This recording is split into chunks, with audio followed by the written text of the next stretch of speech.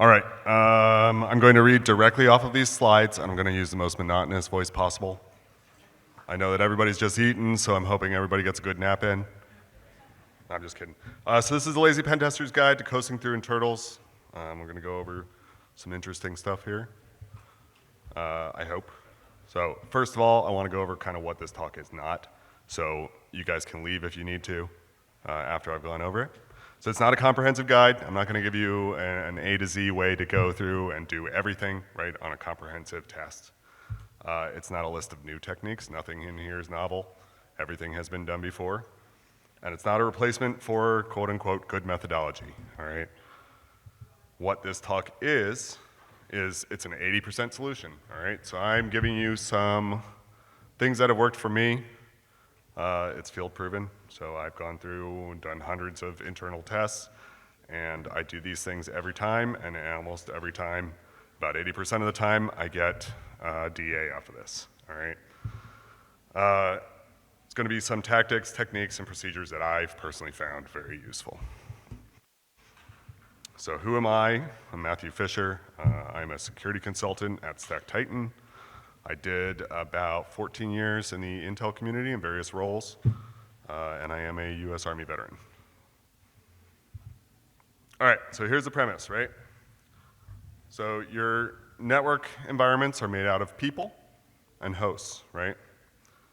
With few exceptions, targeting those individual hosts takes a lot of time, and it often doesn't yield or increase your network access, right?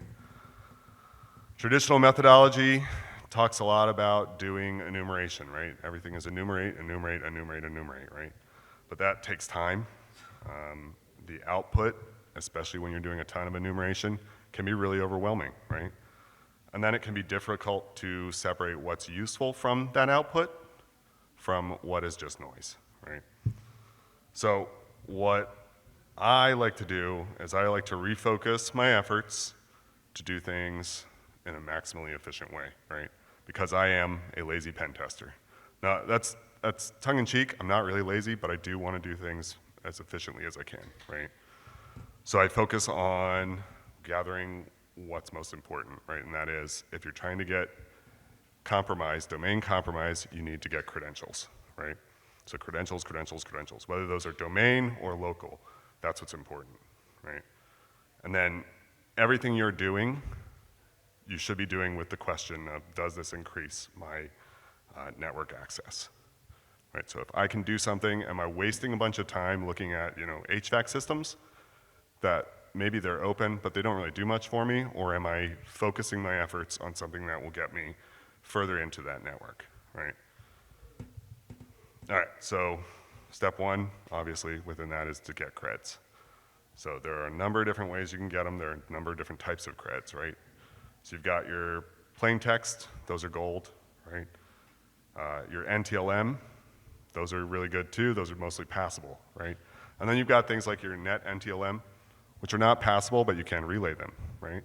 So you can do certain things with these creds, with the different types, depending on what you're getting, right?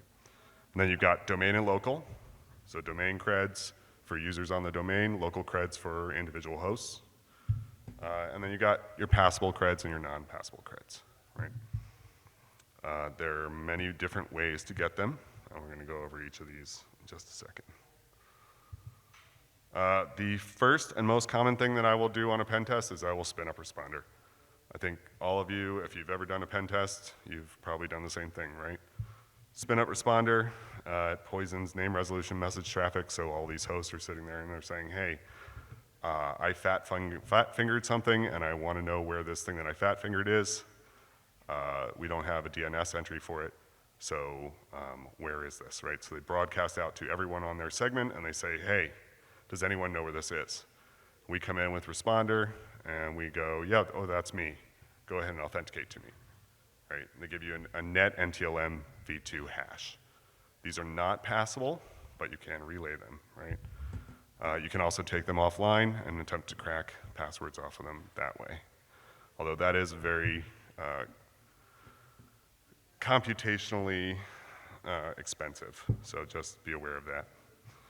So this is very common, but it is going to be dependent on your placement, So the next thing I have noticed a lot of lately is MIDM6. So this is just DHCP v6 poisoning. What this is Microsoft hosts by default will prefer IPv6 over IPv4.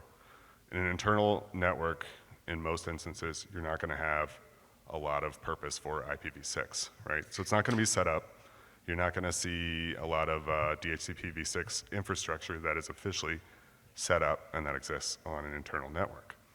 So what you can do is, because these Microsoft hosts are still, whenever they start up, they're still looking for configurations.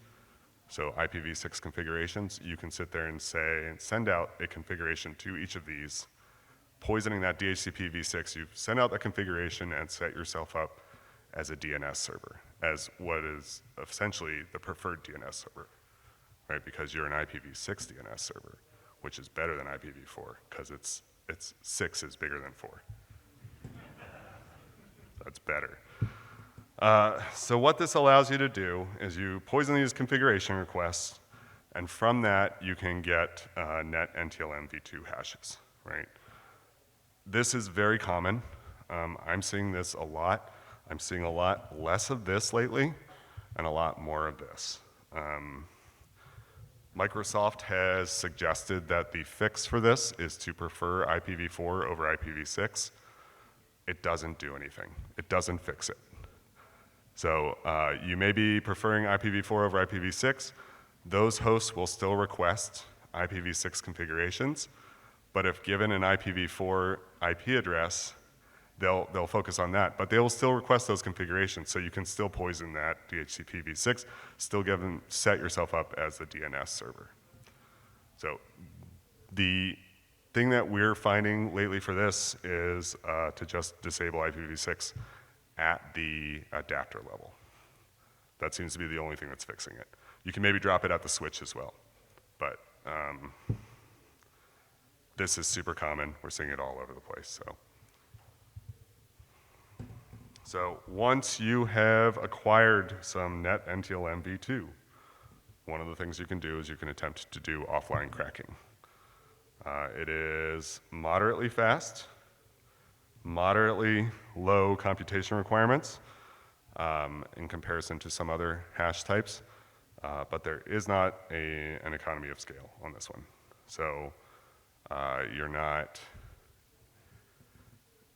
you can't throw in 100 of them and have it crack at the same rate as 1 or 2, right? Just something to be aware of. The next thing you can do is relaying. If you do a vuln scan on your network, you'll see that you might have some SME signing disabled, and it will highlight it as like a medium vulnerability or a low even, right? Because in and of itself, it's not really worth a lot, right? It doesn't really do, you can't really do much directly with SMB signing. But what it does allow me to do is I can't pass those hashes that I've collected, those net NTLM v2 hashes, but I can relay them. So I can send them to any host that has SMB signing disabled, right? So I can take that request that I got from poisoning here, right, IPv6, and I can just pass it to another host. So I can say, oh yeah, give me this, give me your authentication, and then I take that and I use it to authenticate to another host.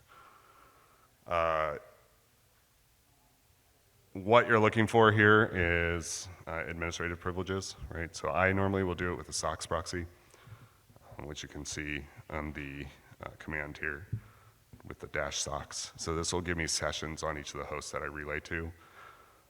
You're looking for administrative privileges, but even without administrative privileges, there are certain things you can do, right? So as an example, I recently did a test where I found a ton of hashes, of net NTLM v2 hashes. And to be clear, they're not really hashes, all right? When I say hashes, it's just for clarity, but they're challenge response, but they're hashed with the user's credentials. So I'm getting into the weeds, but they're essentially hashes. I got a ton of them. None of them had administrative privileges. So I went through and I looked at what I was able to do with SMB client, right? So I was able to log on to these hosts that I didn't have administrative privileges on, but which I did have sessions on, right? And mine through the S&P shares. One of them I found had access to a www root share, and within there I found passwords for a domain user. This is not uncommon. So once you get administrative privileges, if you get administrative privileges, you're going to run your commands with proxy chains, and then you want to dump your SAM, your LSA secrets, right? SAM has local local user hashes in a passable format, and the LSA secrets contains passwords for users used in scheduled tasks. It's often a really good way to find privileged users. Another thing we can do to get a user cred, a valid user cred, is password spraying. So the steps for this are you're going to want to identify your username format. You're going to identify your domain info, and then you're going to enumerate users, and then you try some password sprays. So there are multiple ways to identify your username format. You can look at Hunter.io, Whois data, you can do breach data, social engineering, or you can just, if it's a test that you're doing for a client, just look at your email correspondence with the client. It's a cheat, but it works. Then once you've got that, you can look for null sessions. This is super common as well. So Microsoft says this isn't a null session because at some point, some authentication is getting passed on the local host itself. But I'm still sending the domain controller a blank username and a blank password, and they're giving me back information about the domain. So I can get a list of usernames, I can get the password policy, right? With those two things, I can tailor my password spray attack specifically to that domain, right? So I'm not locking out a bunch of users. So I am getting all the actual domain users, validating them, and then spraying against all of those. Normally, yeah, you can get all these things as well. So then you can enumerate users. So if you've got null sessions, you can get them that way. Another way to get users is with a list of statistically likely usernames. So we use a census-derived list of statistically likely usernames. There are multiple different formats, and you just spray against that with curb root, which is what I use. You could also use something like Talon. Talon works pretty well too. So you do curb root, user enum, your user list, your domain, and then just output it. And it'll give you a list like this picture here on the side. And then you try your password spraying. This is where you get to see what kind of users your client has.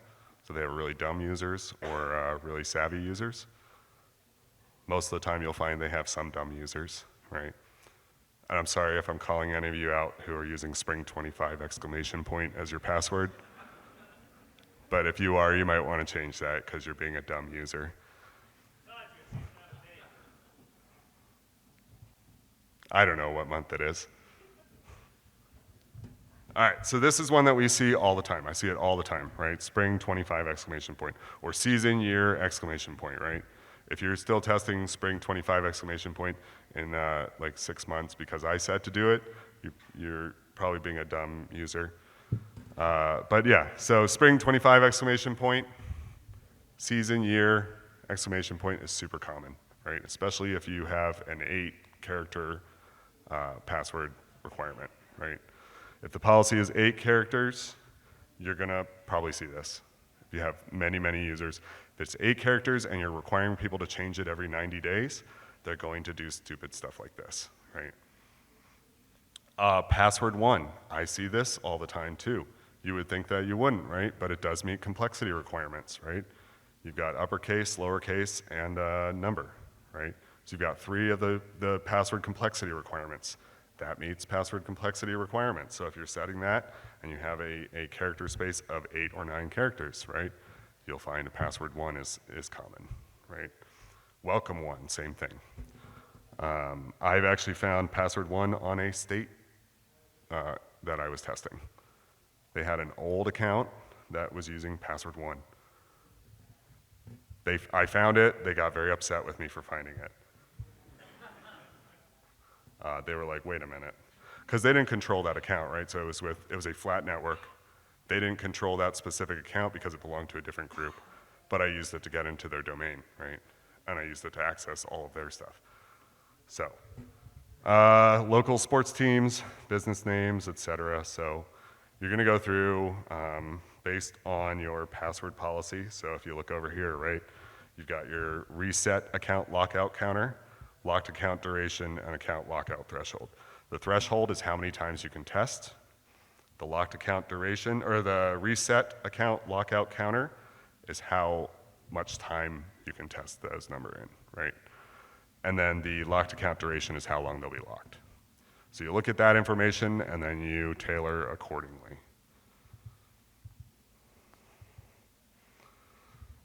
This one is really stupid. You shouldn't be seeing this everywhere, but you still are. MS17, 010, Eternal Blue. Do we have any Pentesters in here? Have you guys seen this? It's pretty common, right? It's really dumb because it's almost a 10-year-old thing.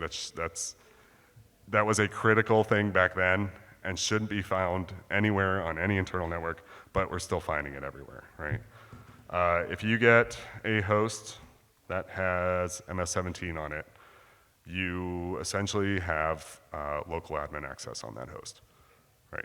It's really easy. It's trivial to exploit. So you see this one. It's not as common these days, but I still see it, so I still throw it in there. It's pretty quick to test. So you just grab your list of the hosts that have port 445 open. I normally will just spray with netexec, right? I'll spray across the entire scope with netexec, just NXE, SMB, my scope ranges, and then output that to a file. That'll give me a list of every host that has port 445 open. And then I will go through those and I will use my Metasploit one-liner there and just scan each one for MS17. Takes all of about 3 minutes. Once you find it, it's really easy to exploit. There are several different modules inside of Metasploit, so you want to try each of them. And then what you get out of that is an interpreter session or command execution. And then if it's an interpreter session, you want to use the hash dump command, and that will dump all the local hashes for you. So now you have local admin on that host, right? You can take that local admin host or local admin hash. It is passable, and you can log on to that host as the admin. And if you have command execution, you just add a local admin user, right? It's pretty simple. Hard-coded credentials. This one is really stupid as well. I see this all the time. How many of you guys have printers on your network? How many of you guys have changed the passwords on those printers? Yeah. There were a lot more people who had printers on their network than there were who had changed the passwords on their printers. A lot of them will have default credentials, so you'll just find things like administrator with no password, or I think it's administrator with like 1, 2, 3, 4, 5, 6, right? And you can these are well known. So you want to go and you scan for open web ports. You break those IPs out by port. So look for port 80, port 443, 8080, 8000, right? 8443. Look for those, and then I will usually use Metasploit to retrieve titles for these hosts. So I'm going to go through and I'm going to look for a few different things. I've had a lot of success with HP printers and a huge amount of success with any Toshiba printers. So Toshiba printers, I almost always get a credential from for some reason. HP can be hit or miss. So you're going to go through your list of titles and grep for HP Virata, Toshiba, and Top Access. Other ones as well work. It's going to be dependent on the one that you're looking at. If you find Zebra printers, they never have anything in them. So Zebra printers are often just a dead end. Don't worry about them. But a lot of them will have, can often have hard-coded credentials. So you're going to want to look for default or open authentication, right? And then you're going to look for save as file in administration for the top access for Toshiba scan. And you can see here that's got a list of parameters that you can change if you have administrative access, right? So you change the server name or the network path, and then change to FTP protocol, and then point that network path to your attack host, spin up responder, and test the connection. And you will get plain text passwords for that domain user. This, I find, is super common. If I am having difficulty finding credentials otherwise, this is what I'll do. For HP Virata, you're going to look for the scan tab. That's going to be the #1 place where I'll find things. You're going to look for network folders and outgoing email accounts. As you can see, there's a username stored right there and a password. You can go ahead and change the network path, point that back to your attack host, set up responder, and then save and test. And again, you'll get credentials for that account. Other places to look are email, any sort of email host on any sort of printer you find, right? So if it has email, oftentimes they'll set up a email server, so it's SMTP or POP3, and then they'll have a username and password set up in those. And you can just change parameters for them and send it to yourself. So it's a really easy way to get creds. It's often overlooked. So if you've got printers on your network, change the password. All right, so step 2, once you've got creds, right, you're going to want to exploit your current access, right? So you're going to look at your credentials, see if they're domain credentials or local credentials. And then you're going to do a number of different things depending on what kind of credentials you have. So the first thing you're going to do is you're going to spray for local admin, right? So I will always take my local admin hashes and passwords, and I will grab that list of 445 hosts that I generated by spraying NXC against my entire range, right? NXC, by the way, not exec, formerly crack map exec. I'm proud of myself for saying that. It's hard to say. You guys can try it, but it's real hard. Do it on your own time. So if you're using local admin hashes, you're going to want to use the local auth flag. And then you save your output to a file. You can do it with just a log, -- log. And then you grep for pwned or whatever you want to put in there, depending if you're changing it because you're not a child. But I leave it as pwned, so. With domain user hashes and passwords, you're going to do basically the same thing. You leave off the local auth, and then you're going to go through and see if you have local admin on any of those hosts. If you have local admin as a local admin, right, if you're grabbing those local admin hashes, that's going to point to your client having shared local admin everywhere, right? So they're not using laps. This means that you are going to have a much easier time, right? If they're not using laps, they will often have some shared local admin. So, but if it's domain users, you're going to be hoping that you get lucky, right? Then just want to repeat that with each new local admin and domain user account.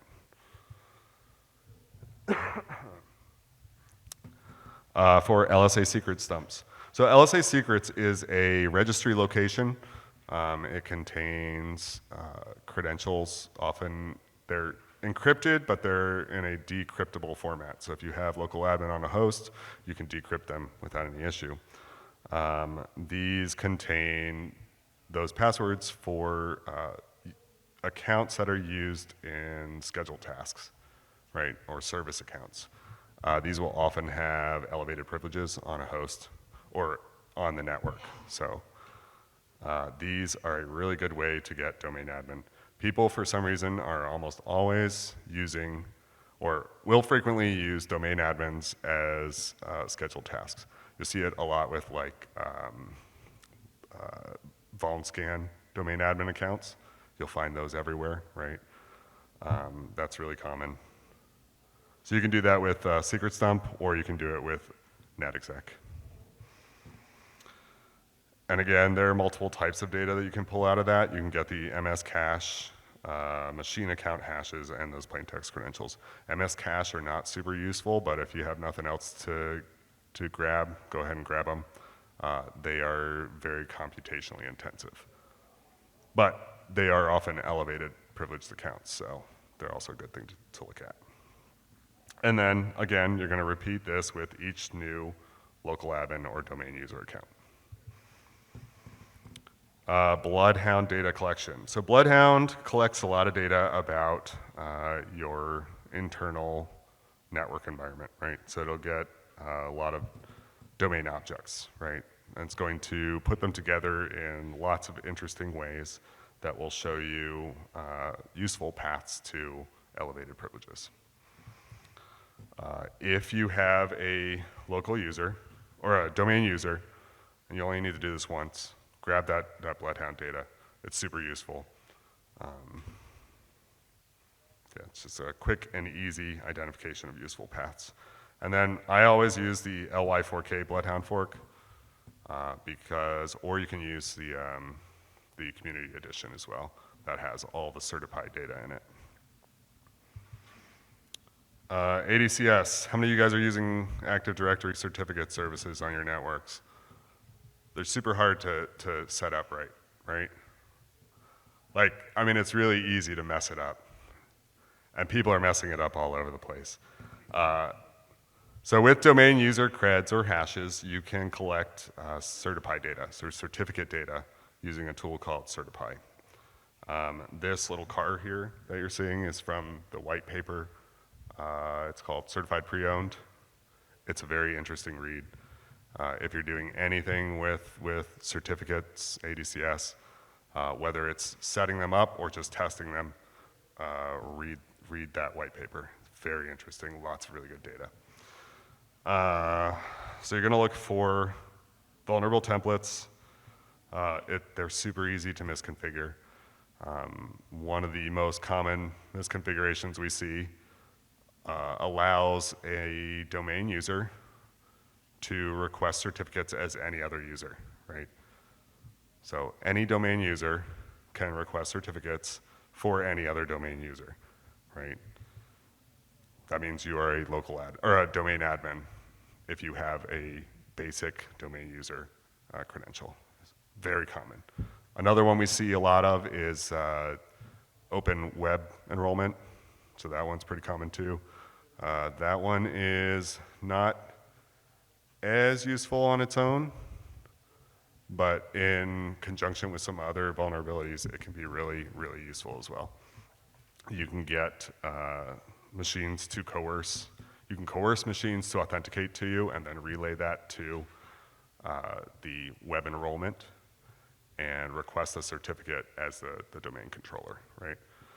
So then with a certificate as a domain controller, you control that domain controller. You can then DC sync with that and retrieve any credential you want off of that.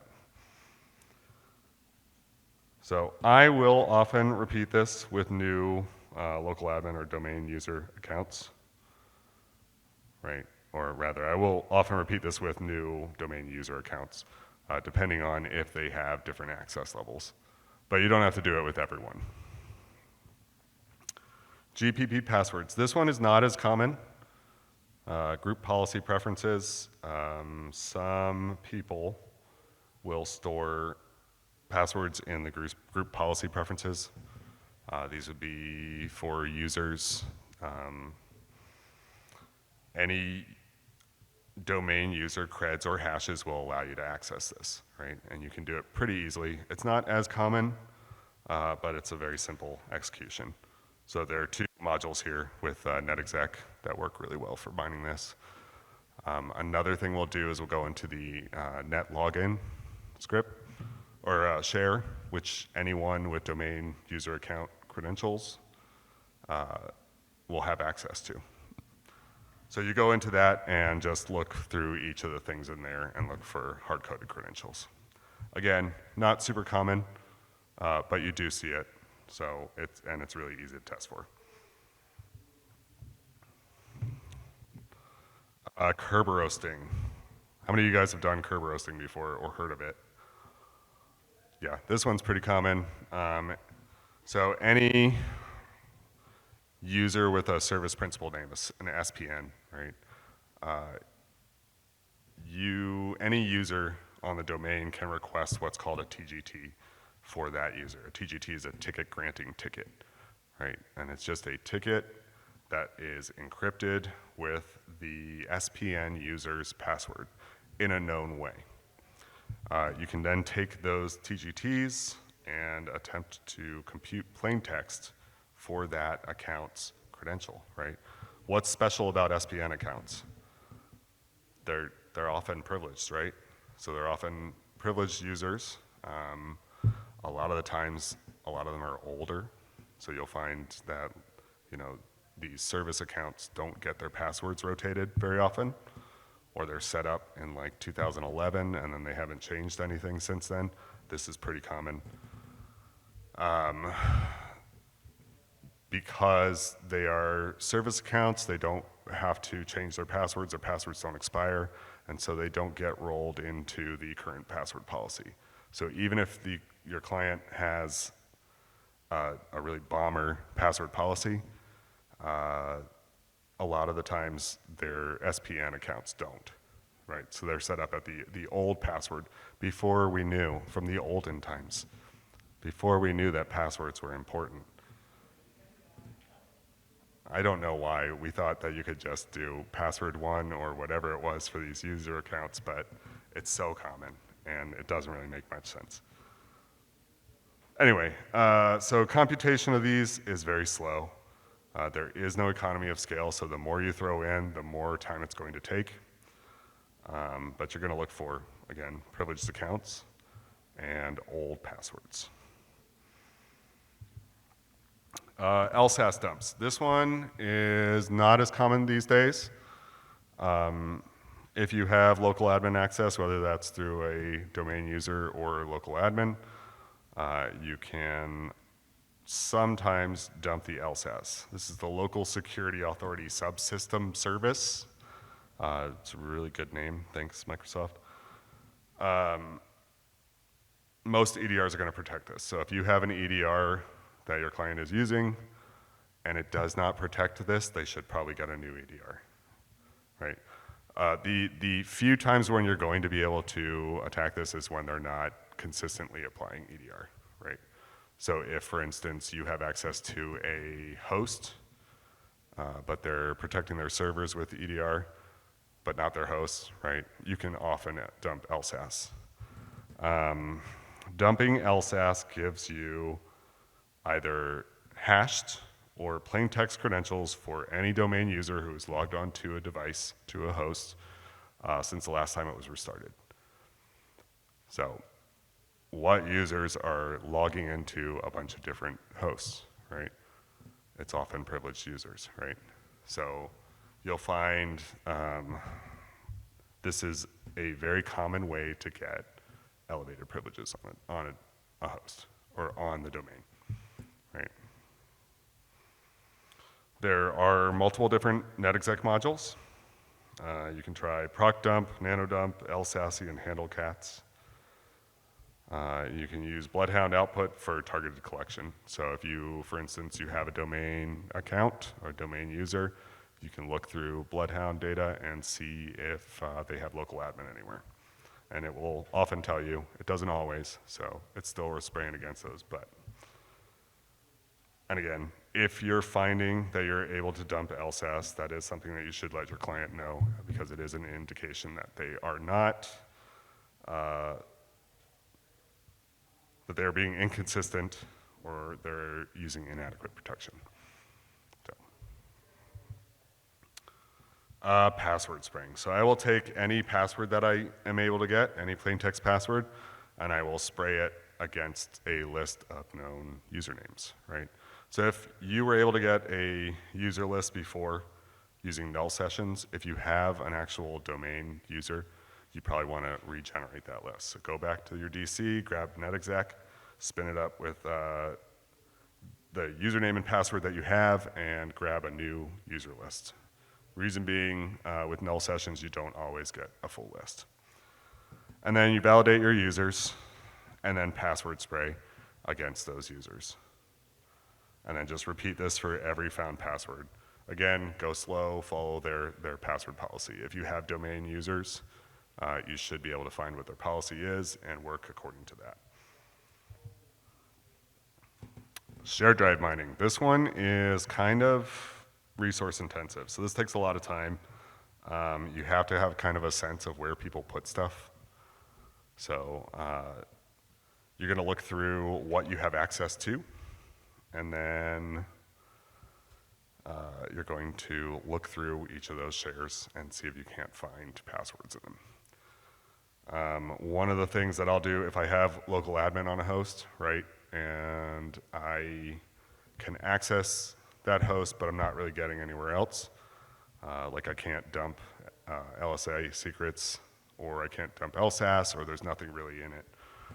One of the things I will do is I will go to each of the users and I will look at their PowerShell history, right? So it's in app data, roaming, Microsoft, Windows, PowerShell, PS readline, and then it's a console host history. I have more than once found credentials within the PowerShell history. So it doesn't take a lot. You can just set up a macro for it and go through each one. I think netexec actually has a module for it now. It's an easy way to go through there. But then, you're going to go through shared drives. You're going to focus on things like file share hosts. So go through those and just mine through it. You can mount it and mine through and do word lists, word searches. I prefer to just get my hands in there and just start doing stuff, though. But you can use sbclient.py, or you can mount it for mining.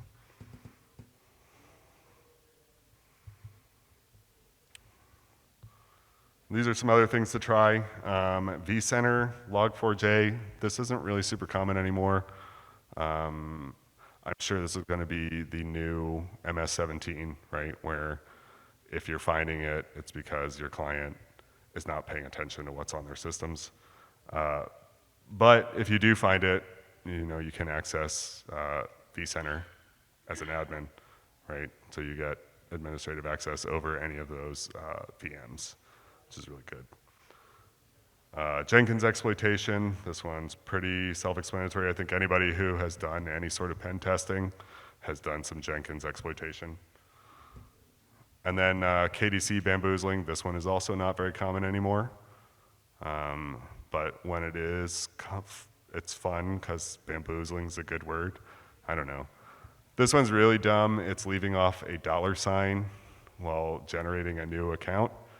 And then for a machine host, leaving off the $ at the end of that machine host, and then you do the machine host with the name of the domain controller, and then you have access to basically the domain controller. It's really dumb. Look it up. It's really fun. And you get to write up that you bamboozled the KDC on the report. So just something to look out for. I have not seen it for many months, but I still look for it just because I want to be able to write it up on a report. All right, and then step 3, reporting. Reporting sucks. Everybody hates reporting. It's boring, it's dull, and the fun stuff is over. So you've already gone through all the fun things, and then you have to write it up to tell your client. So this is a little tongue-in-cheek, but just make an AI do most of it. But just make sure you're looking at what the AI does, right? So also don't put sensitive information in when you're requesting an AI to do your work for you, right? We don't want those AIs to steal that sensitive information. So you're gonna look at like vulnerability risk descriptions. Those are really, really useful for an AI to do, right? And they kind of take a lot of time otherwise. Remediation suggestions, those are also really useful to send over to the AI. But just keep in mind that some LLM AIs may be pretty out of date. So just check your work after for issues. Make sure that the AI is not hallucinating and telling you to do weird stuff. That'll happen, so just be aware. Anyway.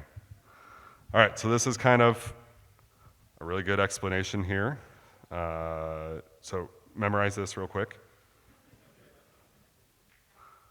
Yeah, so you got your unauthenticated here on the, I guess it's the right for you guys. Or no, it'd be the left for you guys too. We're both looking at it the same way.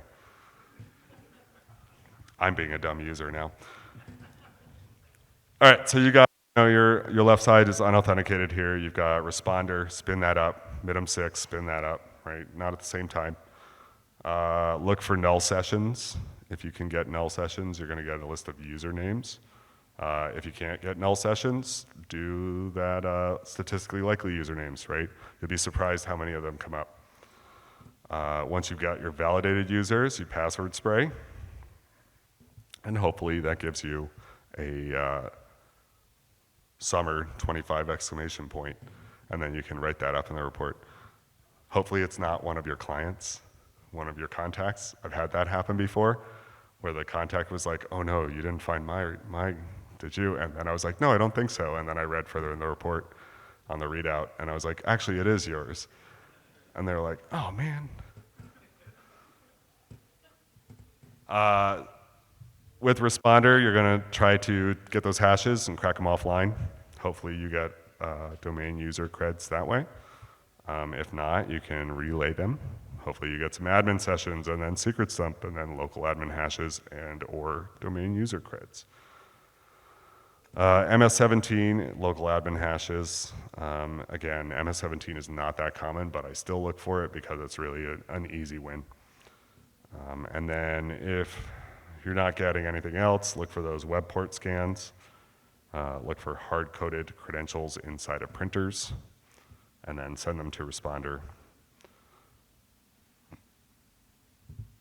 And then, so this is kind of what you're looking at here, right? So you got your local admins, creds and hashes, and your domain user creds and hashes.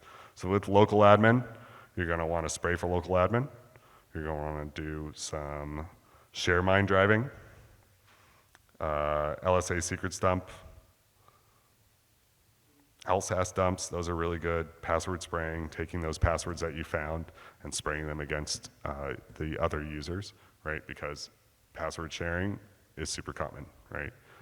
You'll find domain admins will often use the same password as their non-domain admin account. Find that all the time. Tiered password reuse is really common and also really dumb. But yeah, lots of different ways to gain access. So, have you guys memorized this? You want me to move on now? There's nothing else. That's all there is. Do you guys have any questions for me? Good. Yep.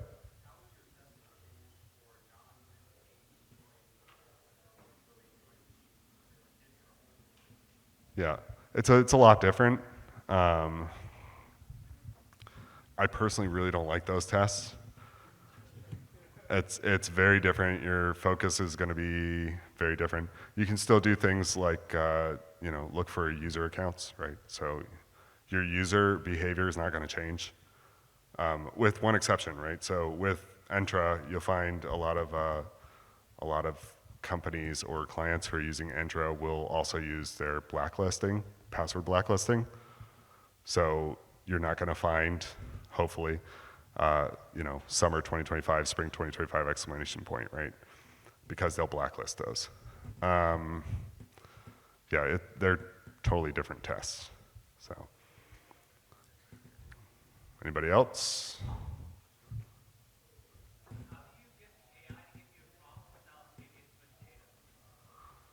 So you can do like fill-ins, right? So you give it like an attack chain, right? Or one of the things I'm talking about using the AI for is doing like, so like vulnerability risk descriptions, right? Those are gonna be something that you don't have to give it data to get the risk for, right? So this is gonna be like a generic description of the risk, right? So like, you have legacy broadcast traffic, right? You get a description for that, and then you use that, but then you write the attack chains yourself, right? Alternatively, you can give it the attack chain and just leave out any specific names, right? Or you can put placeholders in and then change those out afterwards. That's something we do pretty commonly. So, does that answer your question? Anybody else? Go ahead. How challenging is something like VR make your job? Does that mess you up when you get your password sprays? Not password sprays. Password sprays are really very quiet. So if I'm doing password spraying, I think I've only had one client out of maybe a couple hundred who has ever noticed me doing a password spray. I mean, I'm doing them very slowly, right? So I do one password maybe every half hour, right? So, or one password, I'm looking at their specific policies. I'm not locking anybody out, right? So I do it slow enough so that I don't lock anybody out. And as long as you're not locking anybody out, it's pretty quiet. It shouldn't be, right? They should be seeing all of those bad authentications, but in most instances they won't. So, go ahead.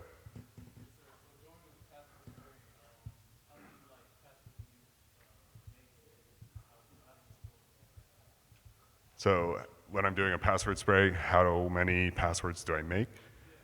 So I'll normally go through maybe 10 to 15 passwords. So you do one password at a time against that entire list of usernames, right? And I'll just log them out to a different list for each password that I attempt, right? So, what's that? Oh, so curb root, let me show you, hold on a second. Let's go back here real quick. All right, so you see that right there, the blue down at the bottom, valid login. So that is what curb root's output looks like. So this is with the -v, right? That's what it's gonna look like. So it's gonna show you which ones were invalid, and then any that are valid will show up like that, right? So I don't remove anything from my list, okay? Because it's lazy pen testing. That's work. I don't remove anything from my list. So if I get valid credentials off of one of those, I won't remove it. But I'm still only spraying so slowly that by the time that threshold comes up, nothing's getting locked out, right? So even though I have valid credentials for a user, I won't remove it from my list. I'll still spray against it. Just any other questions? Yeah, go ahead. I have, yeah. I have. They had, so description data, so a password in the description field. They had a password in the description field, which you'll get if you do null sessions, right? So if you do a user list, or just grab a user list from the DC, you'll get the description field, right? And we found a password in the description field on an account named something admin, right? So obviously we tried to connect to it. And they sent us an email. They were like, hey, we got you. We got you. They were like, we got you.